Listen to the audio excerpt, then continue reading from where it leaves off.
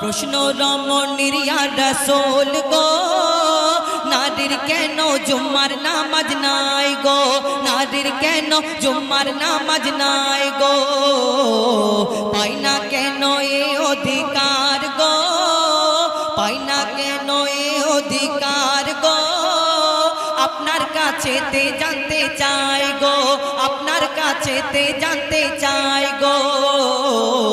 প্রশ্ন রমণীর ইয়া রাসূল গো, নারীর কেন জুম্মার নামাজ নাই গো, নারীর কেন জুম্মার নামাজ নাই গো।